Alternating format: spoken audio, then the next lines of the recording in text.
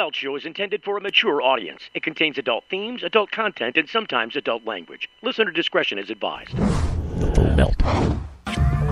And now, a news flashback from the Cannabis, just before the Denver 2015 Cannabis Cup. I mean, and we've kind of taken the mantle from Amsterdam now, which I'm very proud of, just being a Colorado resident. But, you know, there are people that are like, there's the models that they hire, or, you know, people getting so high that they're just being silly. Really, that's the only consequence. But, yeah, it's like, well, you know, if that's what people enjoy, let them enjoy it. All right, you bring up Amsterdam. I got to ask. You were at 2 cups last year, Colorado, Amsterdam.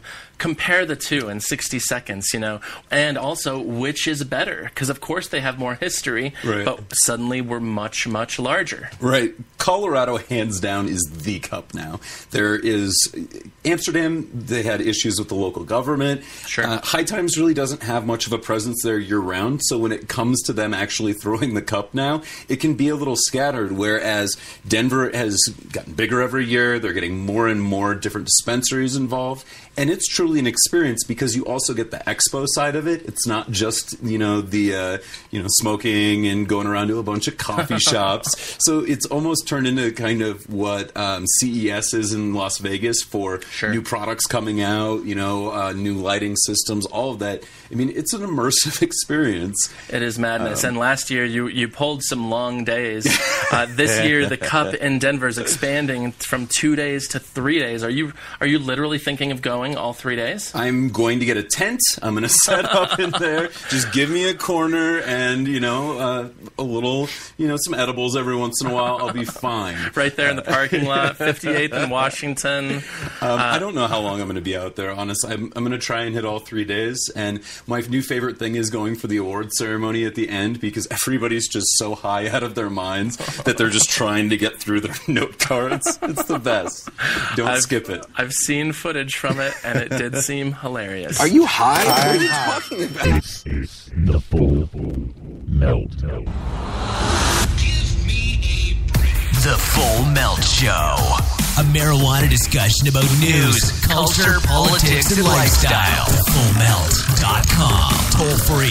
844-420-TALK. 844-420-TALK. That's right. Live from the PetPain.com studios. Coming to you from somewhere in suburban Detroit. This is the Full Melt Show. Welcome to the program. You know, we're talking about the Cannabis Cups today because there's a crap ton of them nowadays. It just seems like they're everywhere. They're like freckles on somebody's bum. I think it's a good thing. What do you think?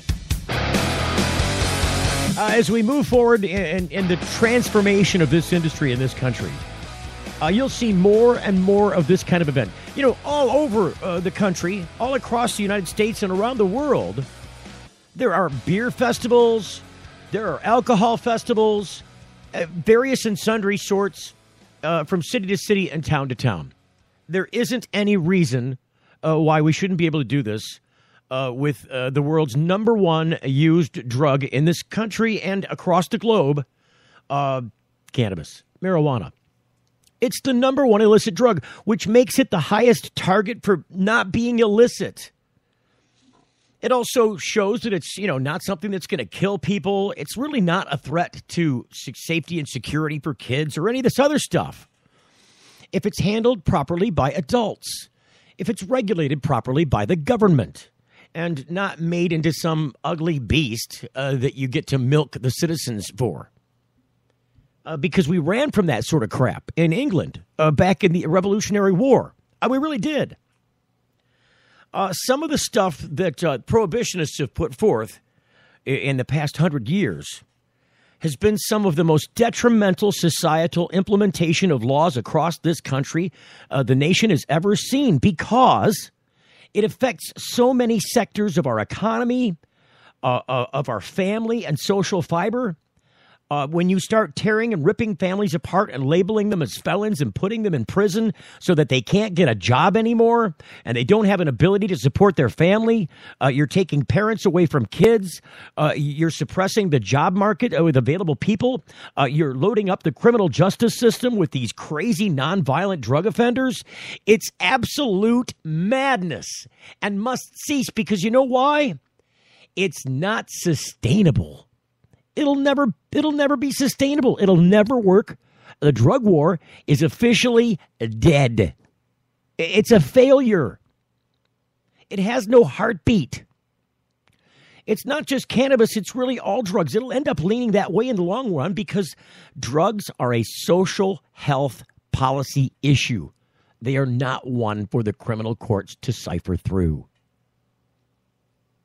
And when you got these kinds of marijuana festivals, because it's not just the Cannabis Cups. In fact, coming up here, towards the bottom of the hour, or towards 3/4 of the way through the show, I'd like you to come call in if you're listening live, and I hope you are, because you can't call in and promote your stuff if you're listening on demand, because we've got both features of this program. But it's really important that people get to see the face of what cannabis is, and kind of an in-your-face way. Not so much from a standpoint of shock and, awe. It's really about showing the truth and veracity of what this substance is and how it interacts in society, and why people celebrate it and why people use it to celebrate with. These are just clear and fundamental facts. All these, ugly, demonization is really an overused, term. But it is what it is.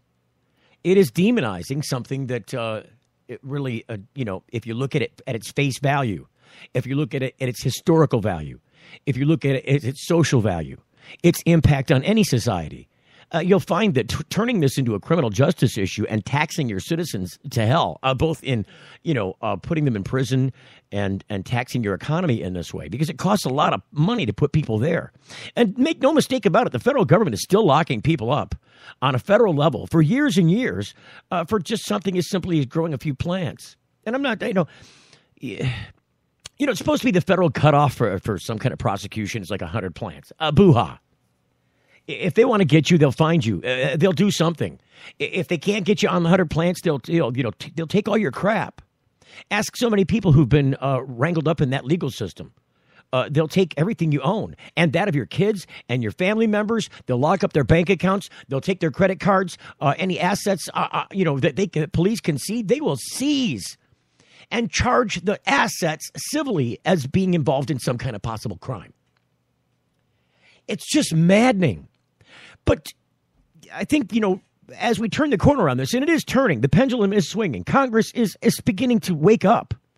It's inevitable because, we get 23 plus states coming on board here with, because there are more coming up in this coming election cycle. And the federal government's aware of this. They see this coming down the pike. And as you add more legislators at the federal level that are representing states that have marijuana, medical marijuana, cannabis laws, hemp laws on the books, the more those representatives are going to be pressed aside from special interest groups and lobbies who want to maintain the prohibition because they have a bottom line that needs to be fulfilled by it. It is less likely to have an effect, an impact when, it's hard to go back to your constituents and say, I couldn't introduce this legislation because the lobbyists told me no. The guys that I need the money from to get reelected next cycle, told me I couldn't do that because they need that money to give to me so that I can get reelected to represent you. Oh, it's so crazy. But so I really think that it's important that these kinds of events, and I'm so glad that, Trans High Corporation, High Times Magazine, Dan Skye, and the fabulous crew over there at that publication and festival organizer have put together.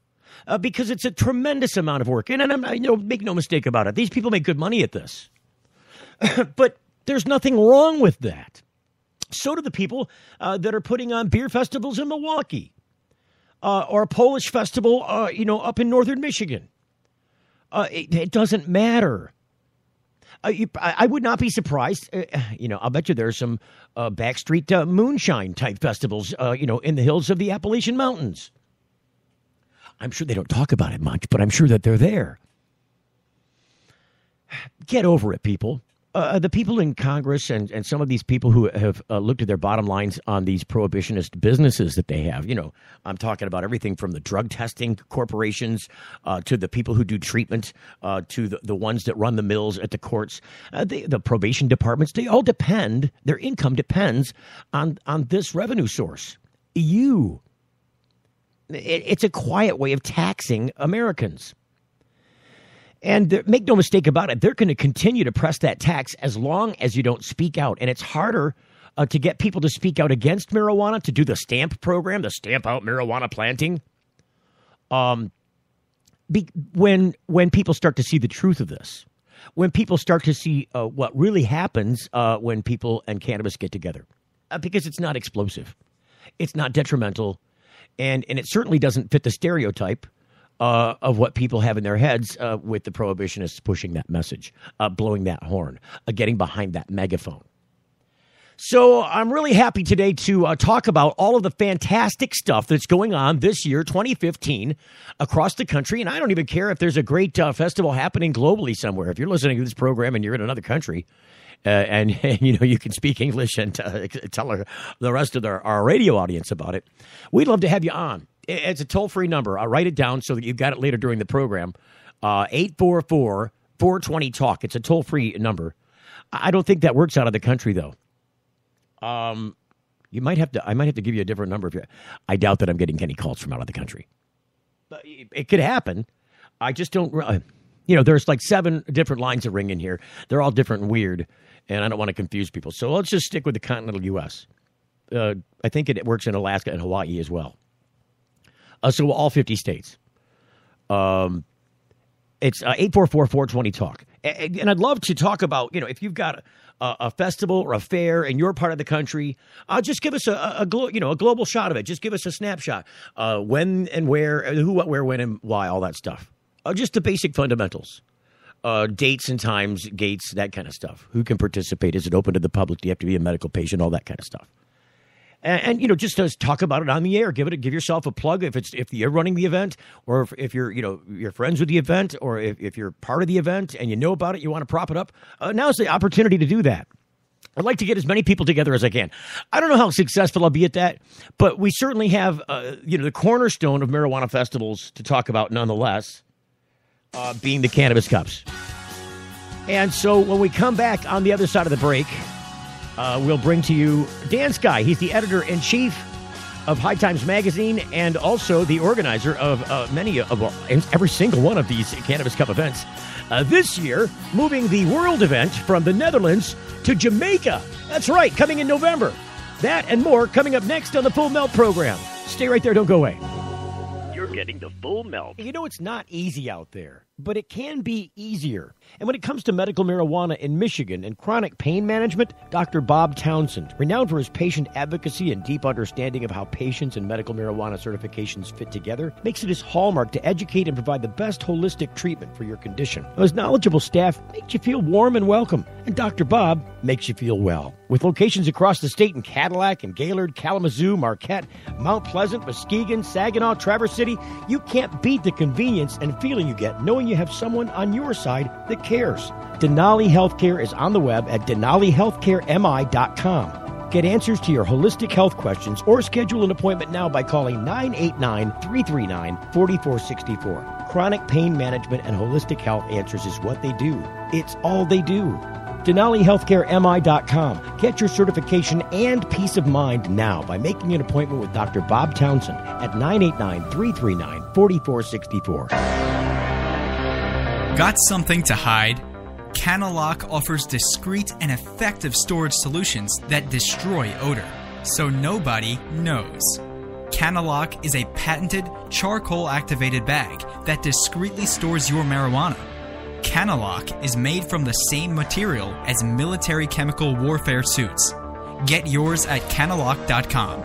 Visit Cannalock.com to learn more about no-smell technology.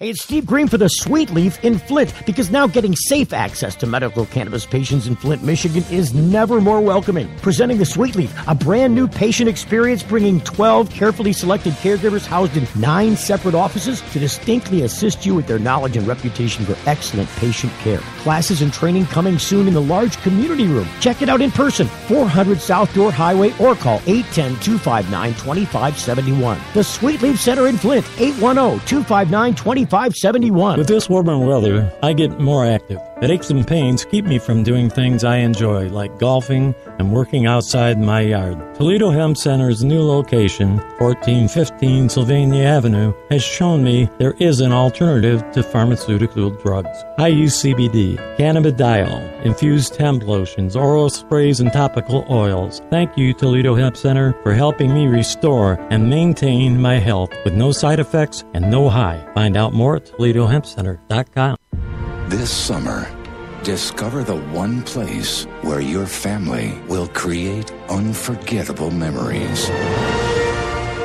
Welcome to Jurassic World. Welcome to Jurassic World. Welcome to Jurassic World. Welcome to Jurassic World. Rated PG-13.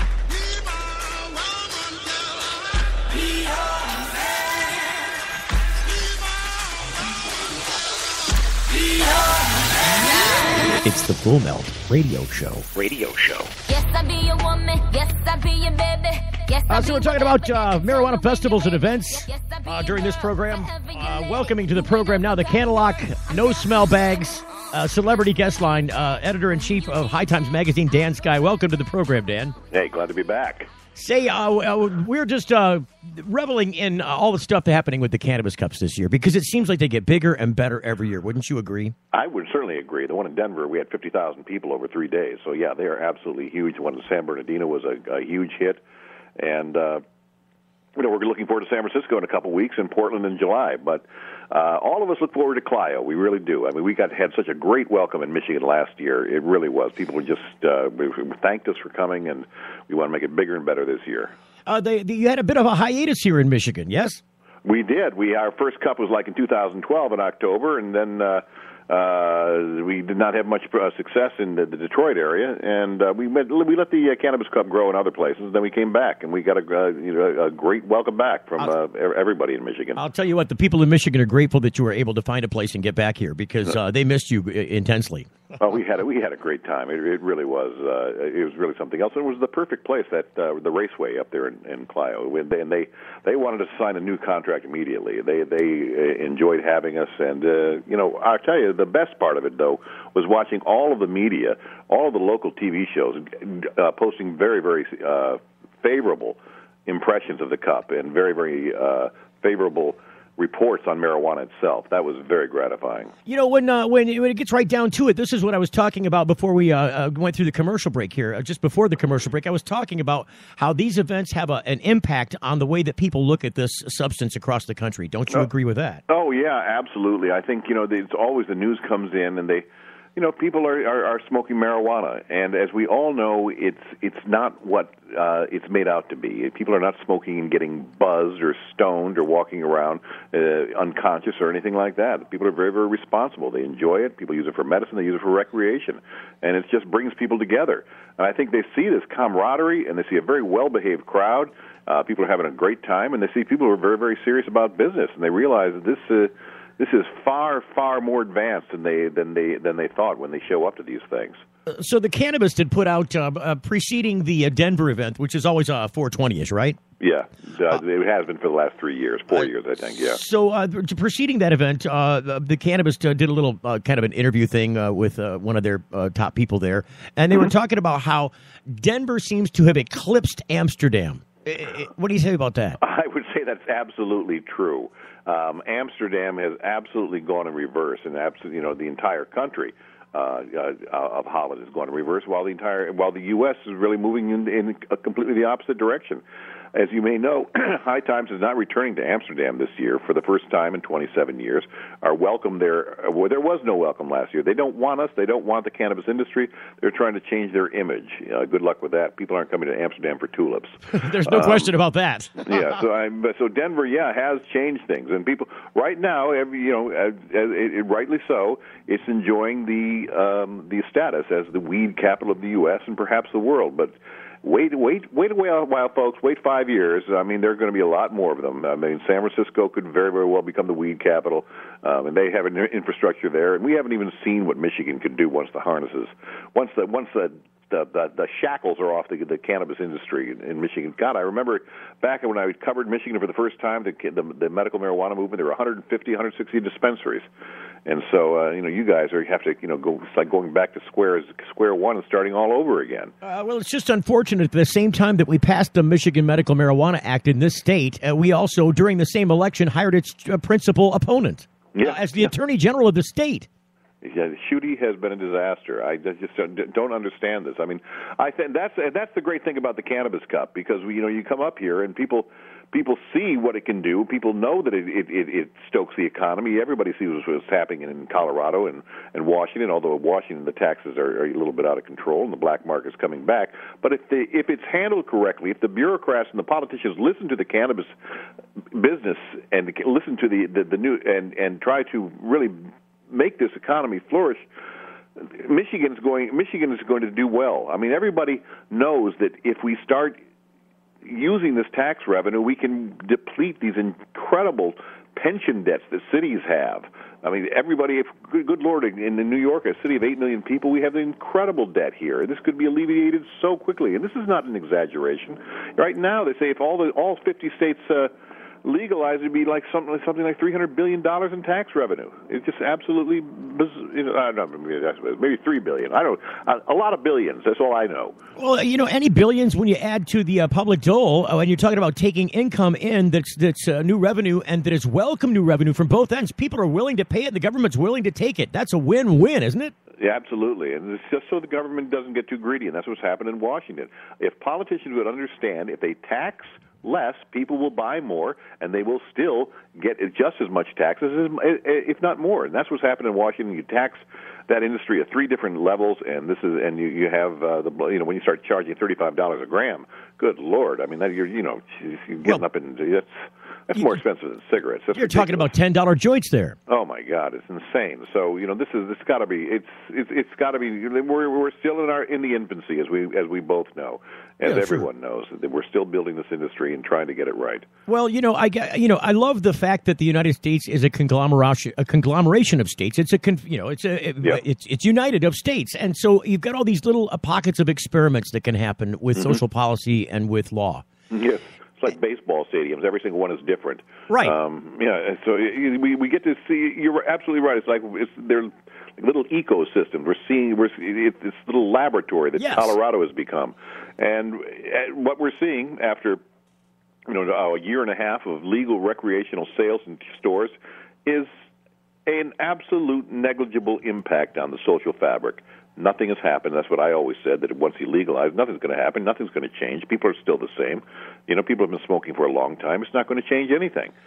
And so, but what they are seeing is a lot fewer people in jail and a lot more money in the public coffers. And good Lord, they're saving $150 million a year, not prosecuting pop crimes. What could be smarter than that?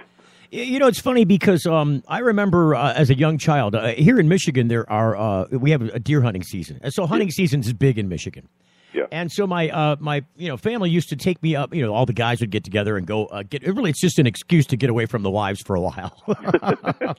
So it's been revealed now. That's what hunting's all about. It really is. I mean, they tie the deer nuts on the back of the truck and they go up north and they hang out and they drink a lot and they don't bring a lot of deer home. But so what I think is funny about that is, when we were going up, I remember as a kid going up north that there were a couple of magazines. We'd stop into the to the store, and you got to remember this is the guys getting together, And, we're in the back of a pickup truck, riding on the wheel wells, heading up there with a camper cab on the back. And they'd go in and get their stuff and come back from the store, and all of a sudden you got a Penthouse magazine and you got the High Times magazine. And sometimes I've seen people hide the High Times magazine behind the Penthouse magazine like it was cover. Yeah, I know. But boy, those it's moved out of that category now, hasn't it? I mean, it's moved a little more mainstream in front of that magazine. It has, obviously. I mean, we're putting in a lot. We're obviously putting a lot of gardening articles on the cover, but we also, people are more. It's just out there more. It's in the public consciousness more. People know what High Times is, and they're fascinated by it. And by the way, this cover coming right up. We have Obama on the cover holding a bong, a red, white, and blue bong, and we're asking him to legalize now. Please do. And your own Rick Thompson wrote a great article about hemp in this issue. So that's the August issue. It's going to be on newsstands next week. But it's a centerfold, hasn't it? The picture from that? No, it's your photo. Rick is not in the centerfold, I don't think. But, no, we don't want Rick in the centerfold. Well, this is not the Penthouse reverse. No. But I tell you, those days are over. I mean, it's always been kind of funny to us that marijuana and sex are so closely tied together. Yeah. I mean, I suppose is marijuana an aphrodisiac? Many people would say that it is. It certainly enhances the sexual act. But somehow they got linked together. And we're gonna put a pot and sex issue together real soon. We haven't done that in a while, and it's about time that we start exploring that all over again. Because I'm telling you, there are so many experts who talk about sexuality and marijuana and how it's so good and how it enhances it in so many ways. I think we have to explore this. It's certainly worth looking into. I mean, there are new products coming out all the time. Amongst them this year is the a personal lubricant that's cannabis based. That won the Cannabis Cup for best product in San Bernardino. Yes, indeed. Well, I wonder how that happened. Yeah. And I tell you, our own Hayapeisha Lee, who writes the Stoner Sex column on our website. Right. A lot of people are writing in about how great cannabis oils and lubricants are for sex, for all whatever floats your boat. So whatever, this is embrace a whole new brave new world of cannabis sexual products, and I implore everyone to try them and get back to me. Tell me about them. It's not just people that are getting into this. You got the kind of the veterinary industry getting into this with pets. I've seen a lot of pet related pain products on the market. Yeah, I got an email out of nowhere the other day from a guy in California. He's a veterinarian in the Los Angeles area, and he's talking about how he's using CBD medicine to help animals, and it's been absolutely remarkable. So yeah, that's a whole new thing too, and. It's better than steroids, that's for sure. We were talking on the program a few programs ago, a few weeks back, how I had a cat who had a mouth bleeding problem. I thought he was a goner because he just kept bleeding from his mouth, and we couldn't get it to stop. Take him to the vet. So I had a pet pain product. It's you can get them actually at petpain.com. They're pet pain drops. Right. And I started giving it because I figured the cat was going to die and it's probably going to hurt because it's bleeding. So I started putting it on his food, and pretty soon the bleeding dried up. Like a week after I started giving him the drops, the bleeding dried up and stopped. Healthiest cat in the world now. The vet's jaw's on the ground. It turns out that it was a gingivitis thing that was an immune response thing. His immune system was attacking like the gingivitis problem, and it was causing the bleeding, and it was just going to. He nearly died several times, but the drops helped him, and it brought him out of that, completely cured it, and I wasn't even looking for that as a cure. It's a whole new area. I mean, it's all mammals. We have, as we well know, we have an endocannabinoid system, and it's waiting to be hooked up with the cannabis plant. We are hardwired to use this plant, and once we use it, it's what Bob Melamede's always talking about. I forget what do you call the nips and the non-nips. I forget what the hell he's talking about. Melamede's a great guy. People who are hooked up with the plant and the people who aren't hooked up. The people who are hooked up are more creative, they're more forward-thinking, they're more proactive, and the other people who aren't hooked up, who don't have their cannabinoid system hooked up, are kind of like stuck, and they don't understand why they can't move forward. They're not progressive. It's kind of interesting. So you see the face of this changing now, even in very conservative states. Are there any chances that you could end up moving into a conservative state? You got your eyes on any conservative state that's making moves in this direction? Well, Tennessee, for example, Tennessee, some people they say is making movement. This is the thing with the southern states. You have the Bible Belt, and we know very, very well. I mean, I've traveled in the South for years, and the people love cannabis down there. But the Bible Belt and the Christian churches have a hold on people. They still have them believing a lot of propaganda. So. Yeah, Missouri, is looking to it, and we get tremendous amount of information out of Mississippi as well. So there is movement in all these states. For example, Delaware just legalized medical marijuana. We can't even keep track of it. It's just like bowling pins falling down now. You know what I mean? It's so hard for High Times to keep track of all this. I mean, there are so many marijuana news sites out there, and I know we're all in the same situation. It's breakneck now. Every single day we're seeing something new, and what's really funny is now all the propagandists who just look like idiots. For example, that Ben Stein who used to have that Ben. Oh, good Lord! Did you see that in the American Spectator? What a total douchebag. Honest to God, this guy is supposed to be somewhat intelligent, and he writes this garbage. I encourage everybody to go see what this guy wrote and who this gentleman is. It's absolutely disgraceful that anybody who calls himself intelligent could write such garbage about marijuana.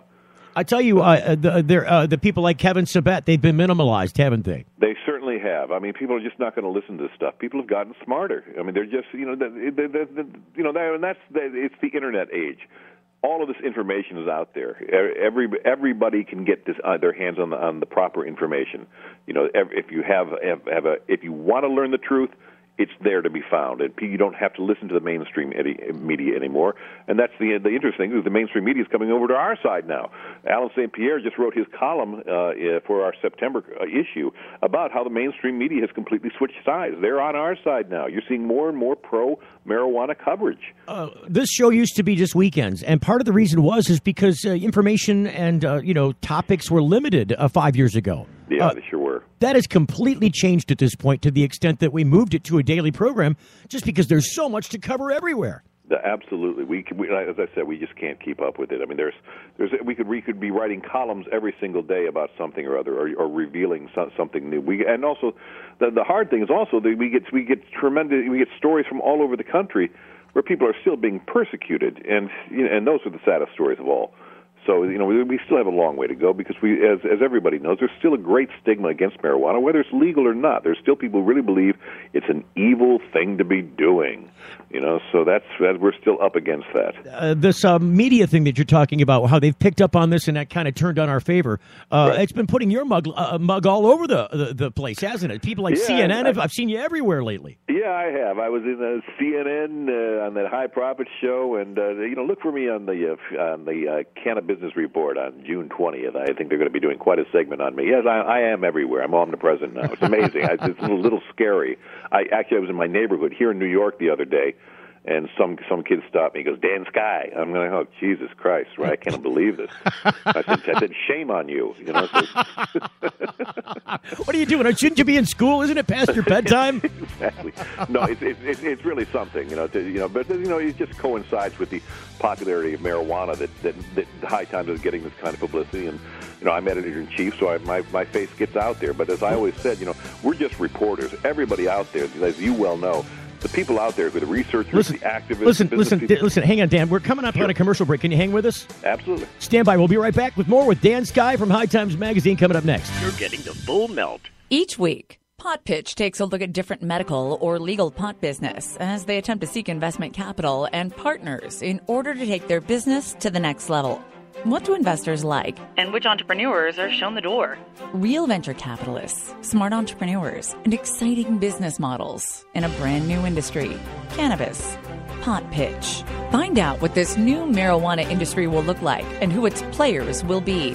Real deals, real people, real decisions. Pot Pitch at potpitch.com and featured on the Full Melt Radio Show. Got something to hide? Cannalock offers discreet and effective storage solutions that destroy odor, so nobody knows. Cannalock is a patented charcoal-activated bag that discreetly stores your marijuana. Cannalock is made from the same material as military chemical warfare suits. Get yours at Cannalock.com. Visit Cannalock.com to learn more about no-smell technology. With this warmer weather, I get more active. Headaches and pains keep me from doing things I enjoy, like golfing and working outside my yard. Toledo Hemp Center's new location, 1415 Sylvania Avenue, has shown me there is an alternative to pharmaceutical drugs. I use CBD, cannabidiol, infused hemp lotions, oral sprays, and topical oils. Thank you, Toledo Hemp Center, for helping me restore and maintain my health with no side effects and no high. Find out more at ToledoHempCenter.com. If you're like us, your pets aren't just animals. They're members of your family. Pet Pain CBD hemp oil drops are great for aging as well as active dogs and cats. Some people are apprehensive about hemp treatments for pets. They ask us, what are you smoking? Absolutely nothing, and neither will your pet. Like other hemp-based products for humans, the allure is all of the benefits of cannabis without any of the high. The CBD oil has shown to rejuvenate the bones, joints, brain, stomach, eyes, and heart. And the drops contain absolutely no corn, wheat, soy, artificial colors and flavors, or preservatives. Pick some up today. Visit petpain.com or ask for Pet Pain at your local pet store. Petpain.com. CBD relief for your pet. So this is Brian Rogers and Caitlin McGuire from CNN's High Profits. And you're listening to The Full Melt Show. So we're talking about the Cannabis Cup today. And we go back to the Cannalock.com no-smell bag celebrity guest line talking to Dan Skye. I'm still here, still talking. So we were talking about. We interrupted you during the break. You were talking about stuff happening, and I lost you there. Go ahead. No. What I was saying that Steve, as you well know, I mean, I get my face in the media all the time these days. It's just absolutely amazing because of the 40th anniversary, we got a tremendous amount of press.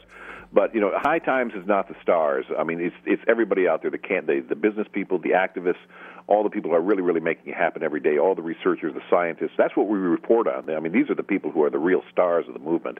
So it's nice to be. I'm kind of like the Barker. I'm like the circus Barker. I mean, this is look what's happening. It's fantastic. Marijuana is finally happening. Worldwide. So that's kind of like my role. That's the way I look at it. You mentioned Brian and Caitlin and the High Profit series. Right. I was surprised because they started following those guys a year ago, right at the change. This was a year ago when they did the recreational thing. Yeah, well, I was there. As a matter of fact, Steve, I was the first person to buy pot legally in a pot store in Colorado. You were. And that's the truth. 8 a.m. I did it. We punched it up. I know I was, and I have the receipt to prove it. So I was there, and I did that. And then I got in the car and I went up into the mountains. I hit about 10 dispensaries that day on the first day, and I happened to stop by the Breckenridge one right when CNN was there. So it was just kind of like timing. And I was there covering them and talking to Caitlin and Brian, and CNN was there with their cameras, and so I gave them an interview, and here a year and a half later, we're in High Profits. Yeah, not only that, you're actually in the title sequence. What can I say? I'm just that, But I'll tell you, it's an interesting story. I mean, because I'll talk candidly. I talked to all the dispensaries, all the recreational pot shops in Breckenridge. But I just did the story that, as I said, is coming out next week about the Colorado companies. But I covered about 27 of them. So I talked to all the Breckenridge companies, and they don't have the most positive things to say about Caitlin and Brian and the Breckenridge Cannabis Company. They feel that they got a very, very lucky break. They were able to monopolize the pot industry up there in Main Street in Breckenridge, where they were the other guys were situated down in Airport Road. So they were kind of kicked off Main Street because it just wasn't fair. The other dispensaries complained, and there was also a number of complaints. Let me be candid that their prices were a little bit out of control. So, there's a downside to all this. I mean, it's nice that they're getting all this publicity, but candidly, there are people who have some problems with them. Well, I don't want to give away any spoilers because I found out some information just in Googling around that I don't want to talk about because I don't want to spoil the series for people who are watching it. Yeah. But there's a tremendous amount of political. I think what drives the heartbeat of that show is the protagonist antagonist thing between the people who are trying to do what's right and and do it the best way they can. Yeah. And then also the community fighting back. And this is the same thing as what's happening across Main Street America on this subject. So that's what drives the heartbeat of that program. Oh, sure, absolutely, and it's done very, very well. And Brian and Caitlin, by the way, are great business people, and so I don't mean to really denigrate them in any way. I know them both, and they're doing a great job, and they run a great dispensary. It's now called Backcountry Cannabis in Breckenridge. But it is the age-old fight against the old guard, who people feel like they have the town is theirs, they possess it, they have this proprietary feeling about it, and they don't want to see their town, sullied by marijuana. And doing the pot. Yeah, it's just, come on, guys. Get with the program. People have been smoking in Breckenridge and throughout the mountains for years. Ski country, snowboarders, skiers, they all smoke everywhere. Colorado, one of the smokingest places in the nation. Smoky Mountains, hello. Well, No, it's the truth. But, there are stories about, how, people in the back country, there would be places, little ski huts where, people would leave pot for the next people coming in. And, it was kind of like a little kind of like joke. Everybody, would leave pot for the next person. It was kind of crazy. You're reminding me of a story. This is a sideline, but I have to say it now. I saw the New Jersey Weed Man. Yeah. Did you see the thing that they had posted where they had taken some pictures at the gravesite of Anslinger, Harry Anslinger? They went to Pennsylvania to his gravesite, and they took some pictures there standing about kind of bad mouthing Harry because he still deserves it today. Yeah. And they hid some marijuana there in the tree for the next people to come by and holler at Harry from the dead. Everybody does funny things with marijuana. I was up at the center of the United States, up in Belfort, South Dakota. So what did I do? I put buds right on the little metal U.S. government tag that says Center of U.S. United States. I put a bud and a pipe right next to it and took a shot of it. I mean, seriously, you have to do those kind of things. I'm sure people, if they've gone out of Four Corners, people have done the same thing. Everywhere you go, people say, "Look, I'm smoking here." Well, it's kind of like taking the picture of the roaming gnome. You know what I mean? Hey, it's buds in front of the Eiffel Tower. It's buds in front of the Niagara Falls. Boy, that'll be fun. Oh no, but I tried to take shots of buds at Niagara Falls, but I got too nervous because you got cameras, people I guess all over the place. People. Well, also it's a bit admittedly moist there to be smoking. Yeah, exactly. But I'm afraid there are cameras all over the place. That's the weirdest thing nowadays. If I go smoking a joint in Central Park, our office is only a couple blocks away. Right. I always feel like that there are cameras watching every step I make. It's really an awful time to be a human being. I'm telling you. Well, we're micromanaged by these cameras and the potential that they represent. Yeah. Well, here in New York, and they say in London, for example, they say there's people on their way to work are filmed at least like 40 times or something like that on their way to work out in different cameras. It's just lockdown nation over there. Well, admittedly, it is the way they caught the Boston bomber guys, isn't it? Yeah, it is. And look, there's a lot of great benefits to it. But come on, I don't want to be tracked No, me either. But for smoking a joint, in Central Park. Well, hopefully we can dash that whole opportunity here sometime soon. Yeah. It seems like that wave is coming eventually to New York. It's a slow turn, but it's happening, isn't it? Oh, gee, can you imagine if we had coffee shops in New York City? It would be it would bring back the folk singing scene, the performance art, poetry. If you had these wonderful little coffee shops in New York where tourists and people could just stop by in these neighborhood places, it would be tremendous. It would be, I'm telling you, it's a great component to tourism. It is. Yeah, it clearly is. I mean, Amsterdam flourished for years. I'm really interested to see what will happen without, as they deplete their number of coffee shops and make it harder for tourists to buy pot. It'll be another experimental example, won't it? Yes, I think that's what it will be. Well, here's the number one example. We ain't coming back to Amsterdam. We are planning to go to Jamaica in November. That's our big thing. There's a proclamation coming out that is going to legalize marijuana for Rastafarians and for spiritual use, and we're going to have a very, very different kind of Cannabis Cup down there in November. That's our plan. Well, speaking, I don't mean to interrupt, but you were talking about how cannabis and tourism go together. Jamaica is a tourist mecca.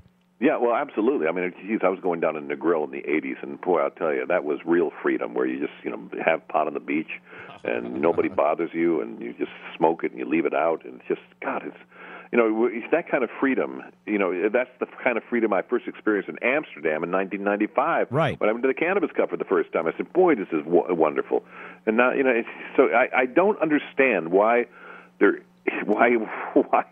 human beings continue to frown on what other human beings do when it's absolutely harmless. Well, especially when it doesn't affect them in any way whatsoever, directly or indirectly, really. Yeah, well, it's been this way it's been this way since the beginning of time. It's just judgment, and it's still re-education all the time, and it's educating politicians all the time. For example, in Connecticut, the dispensaries actually had to grind up their buds in the dispensaries. They would not let them sell whole buds. They had to be ground into powder. Now, who comes up with a plan like that? People who've never smoked pot? Oh, my God. So finally they said, okay, now you can smell, but the buds have to be small. Now, why would that matter in the least if they were small or big? It's just, Well, it shows a lack of mentality behind these kinds of actions. But I'll tell you, I was up in Connecticut just last week and saw, they are growing. They're professional growers there now. There are huge grows going, and just like everywhere else that is doing it right, you're seeing tremendous crops come out and great extraction facilities too. So it's something that's happening, everywhere. And I know, and we're really waiting for Michigan to get back to where it was 5-6 years ago. I mean, it was just amazing coming there and seeing all of that work being done and such wonderful strains being grown in Michigan. This is another state that has embraced marijuana for years. Believe me, I went to the University of Michigan. I was there when it was only a $5 desk appearance ticket for smoking pot. It was the most wonderful thing to be able to smoke anywhere in Ann Arbor. It was just great. It still is. It is. I mean, look, I'll tell you what. That is the springtime breaker, icebreaker event, so to speak, for the summertime, for at least for us here in Michigan. Yeah. And it gets to be a better turnout every year. I remember it was just a few people just gathering on the diag, and then they run away and get busted by the cops, or whatever. Right. But now it's turned into a real organized, fun event that people look forward to every single year, every spring. Well, when I was there, I'm going to reveal myself. I was there in 1975 for my very first hash bash, and that was, it was still at its height when there were just lots of students and everybody just smoking. It was a great big party, and then you're right, it waned over the years, and cops started busting it, and then it came back big time, and that had a lot to do with the hemp rallies that began to appear all over the country and so forth. So. People use it as a hemp rally, and that built it. And then now you have the activists of Michigan taking over, who are really booking tremendous people in there for the every year for this. So Dan, we're hitting the break again. I want to ask you when we come back, if you can stick for again for a minute. I want to ask you about Jamaica, particularly because I think there's a lot of people that are fascinated by that. Okay. And also, I've got to ask you, coming after the break, what do you look at? If there's a grand place in America you'd like to go, where would it be? That question next on the show. You're getting the full melt. Got something to hide? Cannalock offers discreet and effective storage solutions that destroy odor, so nobody knows. Cannalock is a patented charcoal-activated bag that discreetly stores your marijuana. Cannalock is made from the same material as military chemical warfare suits. Get yours at Cannalock.com. Visit Cannalock.com to learn more about no-smell technology. Each week, Pot Pitch takes a look at different medical or legal pot business as they attempt to seek investment capital and partners in order to take their business to the next level. What do investors like? And which entrepreneurs are shown the door? Real venture capitalists, smart entrepreneurs, and exciting business models in a brand new industry. Cannabis. Pot Pitch. Find out what this new marijuana industry will look like and who its players will be. Real deals, real people, real decisions. Pot Pitch at potpitch.com and featured on the Full Melt Radio Show. Imagine a world where patients can use marijuana like any other medicine. The Marijuana Patients Organization challenges the status quo by helping our neighbors to enjoy a better quality of life. Visit the MPO at marijuanapatients.org and enjoy informative articles, engaging debates, and information about treatments, doctors, and dispensaries in your area. Over 50,000 people have registered at marijuanapatients.org since 2010. Join us at the Marijuana Patients Organization today, marijuanapatients.org. It's Steve Green for the Sweet Leaf in Flint, because now getting safe access to medical cannabis patients in Flint, Michigan is never more welcoming. Presenting the Sweet Leaf, a brand new patient experience, bringing 12 carefully selected caregivers housed in 9 separate offices to distinctly assist you with their knowledge and reputation for excellent patient care. Classes and training coming soon in the large community room. Check it out in person, 400 South Door Highway, or call 810-259-2571. The Sweet Leaf Center in Flint, 810-259-2571. If you're like us, your pets aren't just animals. They're members of your family. Pet Pain CBD hemp oil drops are great for aging as well as active dogs and cats. Some people are apprehensive about hemp treatments for pets. They ask us, what are you smoking? Absolutely nothing, and neither will your pet. Like other hemp-based products for humans, the allure is all of the benefits of cannabis without any of the high. The CBD oil has shown to rejuvenate the bones, joints, brain, stomach, eyes, and heart. And the drops contain absolutely no corn, wheat, soy, artificial colors and flavors, or preservatives. Pick some up today. Visit petpain.com or ask for Pet Pain at your local pet store. Petpain.com. CBD relief for your pet. This summer, discover the one place where your family will create unforgettable memories. Welcome to Jurassic World. Welcome to Jurassic World. Welcome to Jurassic World. Welcome to Jurassic World. Rated PG-13. Leading medical researchers are coming to the conclusion that marijuana, pot, grass, whatever you want to call it, is probably the most dangerous drug in the United States, and we haven't begun to find out all of the ill effects, but they are permanent ill effects. It's the Full Melt Radio Show. Honey, I'm good. I could have another, but I probably shouldn't. So you can hear the Full Melt Radio program Eastern Time, 7 o'clock, Monday through Friday, 7 p.m. on thefullmelt.com. If you get a chance, up at the top of the page there at thefullmelt.com, you'll see a like and follow button for Facebook and Twitter. Please do that respectively. Also available on iTunes. Go there and download the program. Take it with you anywhere you want to go. Back to the celebrity guest phone lines, the Cannalock No Smell bags phone lines, to Dan Skye. Dan, we have to ask you about this Jamaica thing, because it's so exciting, and I think a lot of people are inquisitive. Do you have much you can reveal at this point? Well, actually, we had a big meeting with Charles Nesson, the attorney from Harvard, and we had the Jamaican Rastafarian community on the phone today. So there are things to be worked out. We're expecting a proclamation from the government coming on July 1st, which is going to specify that Rastafarians and people who need to use cannabis for spiritual reasons are going to be allowed to. And so we're talking to them. It would be a very, very different kind of cannabis cup, not the usual one you see in Michigan or in Denver or something like that. Right. It would be very, very different. A lot of education going on. There wouldn't be any American vendors coming in, for example. We're trying to obviously, so they're going to be stoking their industry. So I guess it's got to be worked out in a lot of ways. There isn't much to reveal because it hasn't. We're still creating it. This is a new area for us. I mean, Amsterdam was the birthplace of the Cannabis Cup, and so we're moving into a new place where the cannabis industry is going to take hold there. So November 6 to 12, I believe. I think people should go to cannabiscup.com and check out exactly the dates. I can't tell you right off the top of my head. Yeah, that's okay. There's so many of them. It's got to be hard to keep track of at some point. Well, they are. For example, I haven't really even begun to be thinking about Michigan yet, and that's but I have a lot of people, like I said, Rick Thompson and Jamie Lowell are going to be helping me form the seminars. And hey, speaking of which, I got to plug Jamie Lowell's thing. He's got a grand reopening at the Third Coast Compassion Center in Ypsilanti. Yeah, that's going to be this Saturday. So a couple days from now. They closed down to do some renovation, and they're having a grand reopening. It's from 11 a.m. until 7 p.m. Laith Assad is going to be playing out there. I don't know if you. wow, Laith is awesome. Great. and Colorblind and Messy J and Codini. I don't know if you've heard them or not, but they're also great.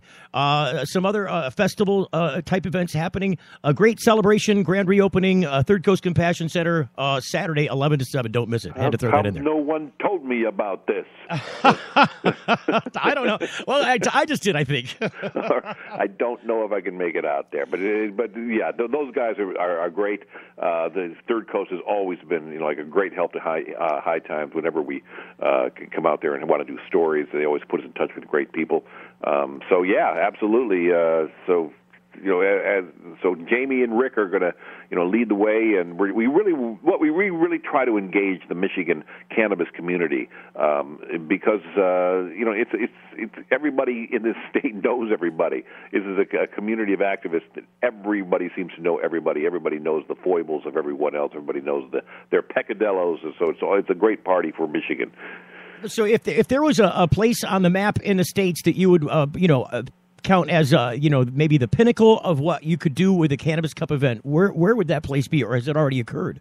Jeez, can you imagine having a Cannabis Cup in New York City? That would be my choice. If I had to answer that question myself, that's where it would have been, right. New York City. But I'll tell you, Boston would be a tremendous place as well because it's a huge college town. You already have a possession legal there. New England is racing toward recreation right now. It really is. In Connecticut, Massachusetts, Rhode Island, they're all poised to go recreational, and everybody is looking toward that day. So I think if we have a New England Cannabis Cup with the population we have here on the Eastern Seaboard, I think it would be off the hook. So yeah, that's here on the East Coast would be great. I mean, everything seems to drift west to east. It's this whole thing. So well, it's going to close in on the heartland, the breadbasket, I think, pretty much. Yeah, exactly. I mean, I don't know. It just seems this is supposed to be the most liberal place in the nation, and we have New York has these draconian pot laws still. Yeah. Their medical marijuana doesn't even exist here yet. Yeah, and our governor still thinks that marijuana is a gateway drug. So this is where we're at. Well, this business with the medical marijuana grows and the big licensing and all of that stuff.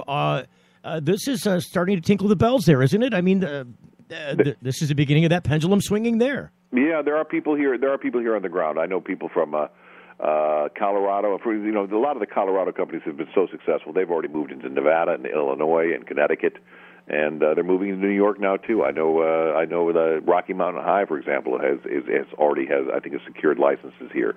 So yeah, we're seeing great big marijuana companies move into the states that are now entertaining legality. So this is tremendous, and I'll tell you, there are so many. This is not just Rocky Mountain High. There's MJ America that's doing. There's the clinic. It's amazing. Everybody is looking to expand. Everybody's looking for name recognition. Everybody wants to establish a brand, and that's something. It's just absolutely amazing in 5 years what we're seeing as far as that. Also, the packaging. Look at Incredibles in Colorado, the candy company. Most professional packaging for candy you could possibly imagine. These are legal highs. This is just it's tremendous, and it's standardized doses. So another thing we have to do is get people off our backs about edibles. Maureen Dowd, when she wrote that ridiculous column last year about how she nearly fell off her bed from doing edibles, it was an absolutely irresponsible article. We've been fighting against that ever since. People have to understand if we standardize the doses, if people know what they're getting, and if they're educated, this is good medicine. It absolutely is. Yeah, so we've got there's still a lot of education to be done, but look at how people equate concentrates with meth. It's that ridiculous because they see a blowtorch or they see something this extreme heat. It's got to be bad. Got to be bad. Somehow it's like they're smoking crack or something. They lump it all in with drugs and call it bad. Oh well, listen. When the Cannabis Cup was back, the Cannabis Cup the 24th Cannabis Cup was raided because some cops came in. And they saw people who were doing some concentrates with a blowtorch. They thought that it was one of those European drug parks coming in. In. We had 150 cops raid this place, and no one was arrested except for Mila, who purposely got arrested for 200 grams of hash. So, all because they saw the blowtorch. So, the blowtorch with concentrates. This bad PR for the movement. It really is. We got to find a better way. Use the electric nail. It's less obtrusive. Yeah. Absolutely. Seriously, people got to go to, and that's new technology that's coming along. Once again, one of those ancillary businesses, that are serving the consumer. It's not pot related. I mean, it's not cannabis themed product, but it is a product that serves the cannabis industry. And you're seeing all these industries crop up around cannabis now. Say, Dan, is High Times becoming more a public event company than it is a publishing company now, or is it? Tell me about that. Well, I'm not going to lie. I mean, the media has increased the events. Have increased our bottom line tremendously. I mean, when you have 8 cups a year, I mean, when you have 50,000 people coming to an event in Colorado, I mean, do the math. I mean, could not even imagine. Yeah, it's really been tremendous for us because, as you know, the magazine industry is not doing well. The publishing industry, and we've been able to survive because we're a niche magazine and people really care about us. But we've suffered as well. But now, because of the events and because of the resurgence of marijuana, we're up at 160 pages consistently now in our magazine. That's unheard of for a magazine like Sports Illustrated has 68 pages now. Time magazine has 68 pages. We have 160 pages. That's man. And this is not just all. And then we have tremendous features in there as well. We're not an ad rag. This is we have. We're split. Half editorial, half advertising. Right. So it's been. We are a media company, but we are an events company now too. I mean, we're going to try to branch into new events. We got less than conferences. Less than 30 seconds left. I have to ask you this too. Sure. Do you have any major guys that you'd like to talk about? Can you mention any names with regards to headliners or that kind of thing? Who were you talking about? We were talking about the Steve Miller Band the other day. Oh, we were talking about him. Thinking about it, working it. We always thinking about Kid Rock because he's right there in Detroit. So those are dreams, but.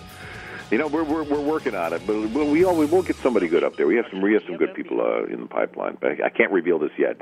Dan, we're up against the clock. We've blown past our time. Thank you for coming on the program. Oh, my pleasure. Thanks, Steve. All right, bye-bye.